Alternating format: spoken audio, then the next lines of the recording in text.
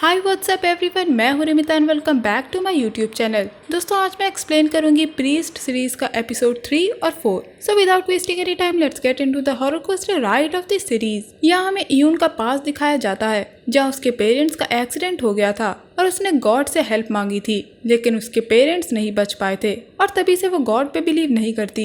इसके बाद हम फादर मुन को बिशप से मिलता हुआ देखते हैं। फादर मुन बिशप को वूजू के क्राइम सीन की एक तस्वीर दिखाते हैं जहाँ जियोंग को चाकू मारा गया था। तब बिशप बताते हैं कि जियोंग अब 634 रेजिया का हिस्सा नहीं है। वो पूछते हैं कि क्या इसका जियोंग से कोई लेना देना है, जिसपे फादर मुन कहते हैं कि उन्हें ठीक से तो नहीं पता, लेकिन उन्हें पता है कि जियोंग की मौत कोई आम मौत नहीं थी और उन्हें पूरा यकीन है कि वो डेविल फिर से लौटेगा। नेक्स्ट सीन में हम इयून को देखते हैं जिसके ऊपर उसकी दोस्त मीसो हमला करने वाली होती है। तभी हॉस्पिटल में माइकल पहुंचता है, जिसे याद आता है कि कार में मीसो ने वूजू को अपनी गोद में लेटाया था और वो समझ जाता है कि अब मीसो पोजेस्ड होने वाली है। इधर मीसो इयून को मारने वाली होती है। तभी वहाँ माइकल पहुँच जाता है और मीसो को रोक लेता है। माइकल मी के चेहरे पे क्रॉस का क्लॉथ रख देता है जिससे वो शांत हो जाती है। अब ये लोग मीसो को बांध के बैठा देते हैं, लेकिन इयून को अभी भी यकीन नहीं था, जिसपे माइकल उससे कहता है कि तुमने सब कुछ अपनी आंखों से देखा है, इसके बाद भी तुम ऐसा बोल रही हो। तब फादर मुन इयून को सोचने के लिए टाइम देते हैं और फादर मुन और माइकल वहाँ से चले जाते हैं। बाहर आने पे ये दोनों बात करते हैं जहाँ फादर मुन कहते हैं कि ये मामला उनके लिए समझना मुश्किल है, जिसपे माइकल पूछता है कि वो डीमन पहले की तरह अब नहीं है, क्या एक्सॉर्सिज्म के बाद वो कमजोर हो गया है। वो कहता है कि इससे पहले वो दूसरी बॉडी को पोजेस करे उन्हें इस डेविल को खत्म करना होगा। इधर मीसो के उठने के बाद इयून उसे अपने डॉक्टर फ्रेंड के पास ले जाती है। यहाँ डॉक्टर बताता है कि ज्यादा काम करने की वजह से इंसान को हमेशा कमजोरी महसूस होती है और शरीर कमजोर हो जाता है। ये फटीग सिंड्रोम कहलाता है। डॉक्टर मीसो को काम करने से मना करते हैं और कहते हैं कि वो ज्यादा से ज्यादा रेस्ट करे। जब मीसो और इयून वहाँ से जाने लगते हैं तब एक छोटा बच्चा मीसो से टकरा जाता है जिसके हाथ में पानी था। दरअसल वो होली वाटर था। इस बच्चे को माइकल ने ही ऐसा करने के लिए कहा था, लेकिन होली वाटर मीसो पे गिरने के बाद भी उसमें कोई भी पोजेशन के साइन नहीं दिखते। फादर मुन माइकल से मीसो पे नजर रखने के लिए कहते हैं। नेक्स्ट सीन में हम देखते हैं कि गैलरी में शिनमी के पास वो क्रॉस पहुंच जाता है जो उसने मंगवाया था, जो कि एक्सॉर्सिज्म में काम आने वाला था। इसके बाद डॉक्टर वूजो और मीसो के MRI रिजल्ट्स को देखता है जहाँ उसे मीसो के रिजल्ट में एक चेहरा बना नजर आता है और वो समझ जाता है कि कुछ तो गड़बड़ है। इधर गैलरी में फादर मुन पुरानी फाइल्स को देखते हैं जिसमें जियोंग के फाइल रिकॉर्ड्स थे, यानी वही प्रीस्ट जिसने जेल में सुसाइड कर लिया था। और उन फाइल्स के साथ एक ऑडियो भी था जिससे हमें ये पता चलता है कि जियोंग के पिता आज से 40 साल पहले हांगकांग में एक शमन थे। तब एक इविल स्पिरिट इंसानों को सताया करती थी और उन पोजेस्ड इंसानों को देख के ऐसा लगता था कि जैसे उन्हें रेबीज हुआ है। वो आत्मा उन्हें सपने में भी दिखती थी जो उन्हें एक जमी हुई लाश की तरह बना देती थी। जियोंग के शमन पिता से हमें यहाँ पता चलता है कि वो लोग नींद में नहीं चला करते थे। दरअसल वो एक बुरा सपना था जो इंसान के सबकॉन्शियस से आता है, यानी उसके जहन से। और जियोंग के पिता को उन लोगों पे एक्सॉर्सिज्म करने के लिए उनके सपनों में जाना पड़ता है। इसके बाद फादर मुन इयून को मैसेज करके कहते हैं कि वो मीसो को सोने ना दे,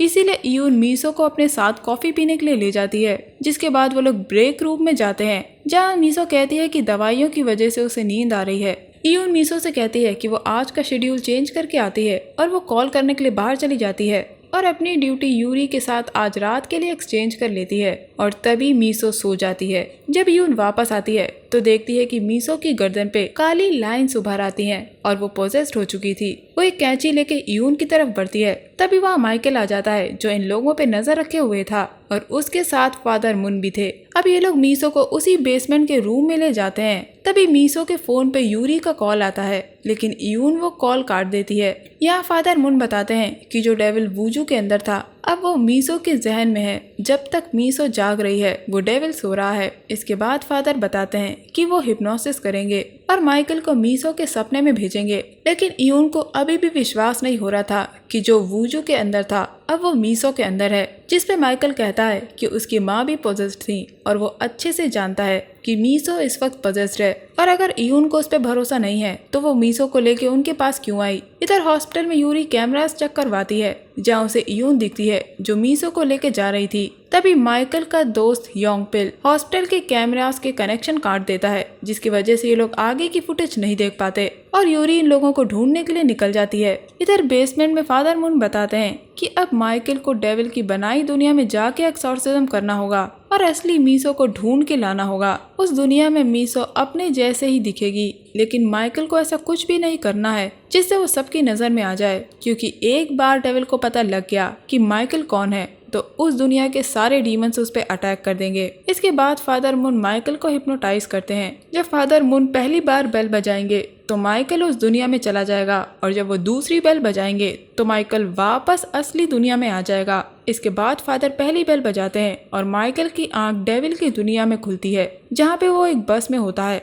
जो सदर्न कैथलिक हॉस्पिटल जा रही होती है और माइकल स्टॉप पे उतर जाता है, लेकिन वहाँ सभी लोग इंसान के रूप में डेविल थे। ये देख के माइकल को अजीब लगता है। तब एक गाड़ी उसे टक्कर मार देती है, जिसकी वजह से इस दुनिया में उसके हाथ पे निशान आ जाता है, यानी कि स्टिग्मा, यानी वैसे ही निशान जैसे क्राइस्ट को सूली पे चढ़ाए जाने के बाद उनके हाथ पे आए थे। उधर डेविल की दुनिया में माइकल को हॉस्पिटल ले जाया जाता है, जहाँ सब उस पे अटैक कर देते हैं, लेकिन माइकल अपने हाथ को काट कर उस पे क्रॉस बना देता है और सारे डीमंस को अपने आप से दूर रखता है, जिसके बाद वो वहाँ से चला जाता है। बाहर आने पे उसे असली मीसो दिखती है और वो उसे चिल्ला के बुलाता है, जिसकी वजह से सारे डीमंस का ध्यान उस पे चला जाता है और वो उस पे अटैक कर देते हैं, लेकिन माइकल मीसो को लेके वहाँ से भाग जाता है। नेक्स्ट सीन में हम देखते हैं कि यूरी अब उस बेसमेंट में पहुंच गई थी, जहां वो यून लोगों को ढूंढने लगती है। तभी वहां वही पुलिस ऑफिसर आता है जो फादर का साथ दे रहा था, जिसका नाम है डोक्यून। वो यूरी से कहता है कि यहाँ कोई भी नहीं आया था,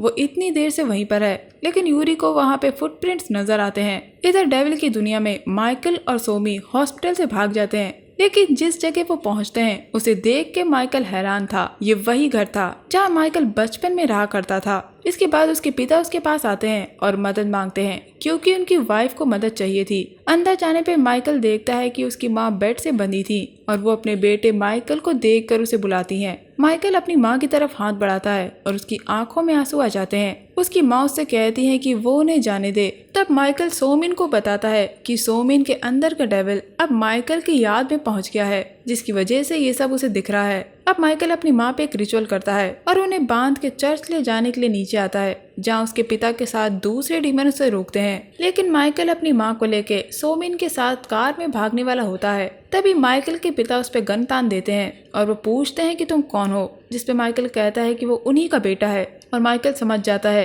कि जो सामने खड़ा है वो डेविल है और माइकल कहता है कि वो गॉड का बेटा है। जिसके बाद इन दोनों में लड़ाई हो जाती है। माइकल के पिता उसके पैर पे गोली मार देते हैं और माइकल बेहोश होने लगता है और उसे सामने एक टिकट दिखता है जिसपे उसका नाम लिखा था और जगह थी सॉल से वेनेजुएला। जिसके बाद माइकल और सोमिन वापस इस दुनिया में आ जाते हैं। तभी बाहर यूरी को रूम के बाहर से आवाजें सुनाई देती हैं और वो रूम की तरफ भागती है। उसे लगता है कि उस रूम में कोई है। सोमिन और माइकल दर्द से तड़प रहे थे, लेकिन फादर मून और यून उनको चुप करा देते हैं, क्योंकि अगर उनकी आवाज बाहर जाती तो यूरी को सब कुछ पता चल जाता। जिसके बाद आवाजें आना शांत हो जाती हैं और यूरी वहाँ से चली जाती है। इसके बाद सोमिन पूछती है कि ये सब क्या था, क्या वो पोजेस्ड है, जिसपे माइकल कहता है कि तुम बुराई की वजह से पोजेस्ड नहीं हो, तुमको टारगेट इसीलिए बनाया गया है क्योंकि तुम अच्छी और नेक हो और डेविल अच्छी चीजों को नष्ट करना पसंद करता है। इसके बाद फादर मून पूछते हैं कि सपने में क्या हुआ था और माइकल उन्हें सारी बात बताता है। वो कहता है कि डेविल ने उसके पिता का रूप लिया था। इसके बाद फादर मून पूछते हैं कि तुम बिना बेल के बजे बाहर कैसे आ गए, जिसपे माइकल कहता है कि उसके पिता ने उसे गोली मार दी थी, जिसके बाद उसकी आंख खुल गई। अब फादर मून बताते हैं कि अगला एक्सॉर्सिज्म ही इन लोगों के लिए आखिरी चांस होगा, क्योंकि अब वो डेविल जानता है कि ये लोग उस पे अटैक कर रहे हैं और हो सकता है कि अब उसे सोमिन के अंदर रहने की जरूरत महसूस ना हो। फादर मून का कहना है कि वो एक नए शरीर की तलाश में होगा। इसके बाद यून और मीसो ऑफिस लौटते हैं, जहाँ उन्हें यूरी मिलती है और उनसे पूछती है कि वो दोनों कहाँ थे, जिसपे सोमिन माफी मांगते हुए कहती है कि वो वॉशरूम में सो गई थी और यून ने आके उसे उठाया। ये कहने के बाद वो दोनों वहाँ से चली जाती हैं। नेक्स्ट सीन में हम माइकल को देखते हैं, जो डोक्यून को फोन करता है और पूछता है कि क्या वो कभी वेनेजुएला गया है। डोक्यून कहता है कि तुम्हें ये कैसे पता। वो माइकल से पूछता है कि क्या उसे वहाँ की कोई याद है, लेकिन माइकल को कुछ भी याद नहीं था। डोक्यून कहता है कि अगर तुम वहाँ रहे हो तो ये तुम्हें याद होगा, उसे कैसे पता होगा, लेकिन डोक्यून के चेहरे को देख के लग रहा था कि वो कुछ छुपा रहा है। नेक्स्ट सीन में हम देखते हैं कि मीसो गायब हो गई थी और उसे ढूंढने के लिए माइकल और यून उसके घर जाते हैं, लेकिन वहाँ कोई भी नहीं था और डोर लॉक था। डोर लॉक खुलवाने के लिए माइकल अपने उसी टेक्निकल एक्सपर्ट दोस्त को बुलवाता है, यानी कि योंगपिल। वो आके डोर लॉक खोल जाता है, लेकिन यून को इसका पता नहीं चलता। अंदर जाने पे यून को कई सारी मेडिसिन मिलती हैं, जिसके बाद यून अपने कलीग को फोन करती है और पूछती है कि क्या मीसो ने कोई पेमेंट किया है। तब उसका कलीग बताता है कि मीसो ने हाल ही में एक जगह का पेमेंट किया है। अब यून उससे उस जगह का एड्रेस मांगती है, लेकिन कलीग को कुछ भी नहीं पता था और अब एड्रेस ढूंढने के लिए माइकल डोक्यून को कहता है और डोक्यून की मदद से ये लोग उस एड्रेस पे पहुंचते हैं, जहां ये लोग मीसो को अंधेरे में एक कोने में रोता हुआ पाते हैं, जिसके मुंह से खून आ रहा था और उसके बाल झड़ने लगे थे, जो कि पजेस्ड होने की निशानी है। अब वो इविल मीसो को अंदर से खत्म कर रहा था। माइकल मीसो से उस डेविल से लड़ने के लिए कहता है, क्योंकि वो इस तरह भाग नहीं सकती। वो कहता है कि मीसो स्ट्रांग है। इसके बाद माइकल फादर मुन से कहता है कि वो लोग मीसो को लेके उसी जगह पहुंच रहे हैं, यानी कि गैलरी जहाँ वूजू का एक्सॉर्सिज्म किया था। लेकिन यून कहती है कि उन्हें हॉस्पिटल जैसी कोई जगह जाना चाहिए जहाँ पे मेडिकल हेल्प मिल सके, क्योंकि पिछली बार माइकल और मीसो की हालत बिगड़ने लगी थी और यून नहीं चाहती कि किसी की जान पे बनाए। वो कहती है कि हॉस्पिटल में एक डिपार्टमेंट है जो कि सुनसान रहता है और ये लोग फादर से कहते हैं कि अब ये दोनों सोमिन को लेके हॉस्पिटल के उसी सुनसान डिपार्टमेंट में जा रहे हैं। अब फादर की टीम भी वहाँ पहुँच जाती है और डोक्यून उस एरिया को क्लोज कर देता है। इधर फादर मुन कहते हैं कि हिप्नोसिस के जरिए इस बार वो जगह चुनेंगे जहाँ डेविल की पावर सबसे कम होगी, यानी कि सेमिनरी, जहाँ पिछले साल मीसो लोगों का चेकअप करने के लिए गई थी। उस सेमिनरी की दीवारें ब्लेस्ड हैं और उस वक्त वहाँ 100 प्रीस्ट होंगे जो प्रेयर्स कर रहे होंगे। वो माइकल से कहते हैं कि जब बेल बजेगी तो एक्सॉर्सिज्म की चीजें खुद अपीयर हो जाएंगी और एक्सॉर्सिज्म कामयाब होने के बाद अगर माइकल खुद वापस नहीं आया तो फादर दोबारा बेल बजाएंगे और माइकल वापस आ जाएगा। अब हिप्नोसिस स्टार्ट होता है और माइकल और मीसो सेमिनरी पहुंच जाते हैं। चर्च के अंदर माइकल उस बैग को लेता है जिसमें एक्सॉर्सिज्म का सामान था और वो बाहर जाके मीसो को अपने साथ ले जाता है और चर्च के एक रूम में बंद कर देता है और उससे कहता है कि जब तक वो वापस ना आए मीसो उस कमरे से बाहर ना आए। और अब वो मीसो को बंद करके बाहर डेविल को ढूंढने निकल जाता है। माइकल हर जगह होली वाटर स्प्रे करके डेविल को ढूंढना शुरू करता है और तभी उसे वहाँ फादर मुन मिलते हैं जो उसे चेकअप करवाने के लिए कहते हैं। अब माइकल एक रूम में जाता है जहाँ मीसो वही डॉक्टर थी जो चेकअप करने के लिए आई थी। माइकल ये देख के शॉक हो जाता है क्योंकि वो अभी तो मीसो को चर्च के रूम में बंद करके आया था, अब ये चेक करने के लिए कि वो असली मीसो है या नहीं। माइकल उसके हाथ पे क्रॉस बना देता है जो जलना शुरू हो जाता है। वो असल में मीसो नहीं बल्कि डेविल था। जिसके बाद वो माइकल को मारने की कोशिश करता है, लेकिन माइकल उस पे होली वाटर की पूरी बोतल गिरा देता है जिससे वो डेविल हार जाता है। इसके बाद माइकल असली मीसो की तरफ भागता है जहाँ हम देखते हैं कि मीसो के पास कई कीड़े आते हैं। जब माइकल वहाँ पहुँचता है तो वो दरवाजा खोलने की कोशिश करता है, लेकिन दरवाजा नहीं खुलता और अंदर से मीसो दरवाजा खोलने के लिए मदद मांग रही थी और हम देखते हैं कि मीसो के मुंह से कई कीड़े निकलना शुरू हो जाते हैं। माइकल लगातार दरवाजा खोलने की कोशिश कर रहा था और तभी वो यून को देखता है और दूसरी ही जगह पहुंच जाता है जहां यून सफेद गाउन में होती है और माइकल से पूछती है कि क्या उसे ये अच्छा नहीं लगा। तब फादर दूसरी बार बेल बजाते हैं, यानी कि माइकल को वापस आना होगा, लेकिन वो वापस नहीं जा पाता। यून माइकल को बातों में उलझाने की कोशिश करती है, जिसके बाद माइकल उसका गला पकड़ लेता है। वो जानता है कि वो यून नहीं डेविल है, लेकिन यून कहती है कि ये माइकल से अच्छा कोई नहीं जान सकता कि वो कौन है। वो कहती है कि तुम जानते हो कि मैं कौन हूँ और माइकल यून का पूरा नाम लेता है और उसकी आंख में आंसू आ जाते हैं। जिसके बाद यून उसे किस करती है और दोनों पानी में चले जाते हैं। असल दुनिया में माइकल के मुंह से पानी निकलना शुरू हो जाता है और उसकी आंख से आंसू गिर रहे थे।